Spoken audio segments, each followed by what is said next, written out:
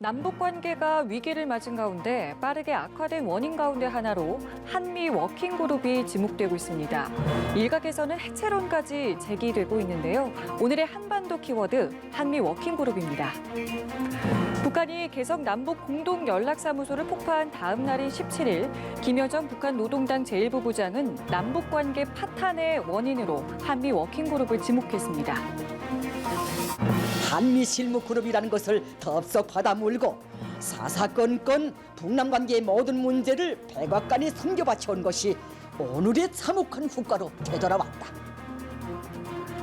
노동신문 등 여러 북한 매체들도 한미 워킹그룹을 겨냥하며 친미 사대주의라고 한 목소리를 냈습니다. 한미 워킹그룹은 남북관계에 훈풍이 불던 때인 지난 2018년 11월에 출범했습니다. 남북협력과 비핵화를 추진하는 과정에서 한미 양국이 소통과 공조를 강화하자는 취지에서였는데요. 하지만 대북 현안을 두고 한국은 북한과의 교류 협력에 무게중심을 둔 반면 미국은 비핵화 이행에 더 강조하면서 양국의 입장은 엇갈렸습니다.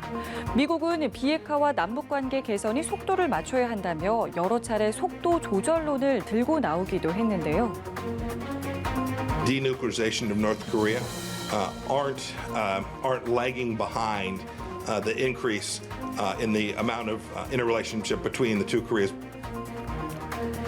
한미 워킹그룹은 갈수록 대북 제재 이행에 초점이 맞춰졌습니다.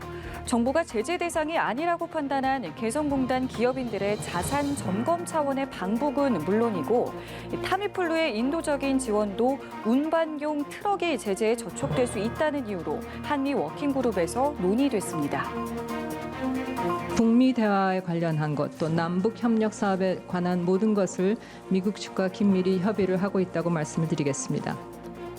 남북 간의 철도와 도로 연결을 위한 공동조사 역시 미국과 제재 문제를 협의하느라 지연이 된 바 있습니다.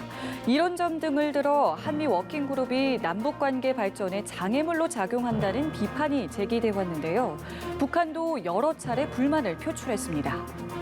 미국은 남조선 당국의 속도 조절을 노골적으로 강박하고 있으며 북남 합의 이행을 저들의 대조선 제재 압박 정책에 복종시키려고 결국 북한이 대남 도발과 함께 한미 워킹그룹을 전면 비판하고 나서자 일부 여권과 진보단체에서는 한미 워킹그룹을 해체해야 한다는 목소리까지 나오고 있습니다. 이에 대해서 강경화 외교부 장관은 한미 워킹그룹의 긍정적인 측면도 있다고 입장을 밝힌 것으로 알려졌는데요.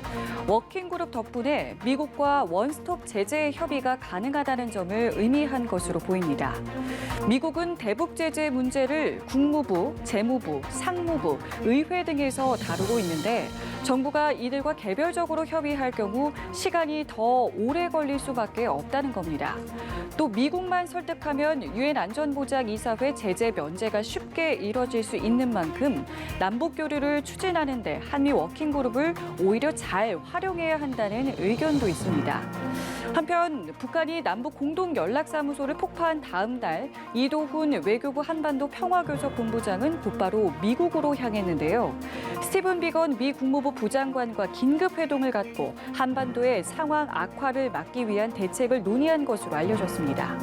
이 두 사람이 양국을 대표해 한미 워킹그룹을 주도해온 만큼 회동에서 한미 워킹그룹 문제가 논의됐을 가능성도 있는데요. 지금 한반도 상황에 대한 평가 그리고 대응 방안 이러한 사항들을 논의할 예정입니다. 앞으로 남북 관계를 좌우하는 변수로 작용할 수 있는 만큼 한미 워킹그룹의 향후 운영 방향에 변화가 생길지 주목됩니다. 한반도 키워드 오늘은 한미 워킹그룹이었습니다.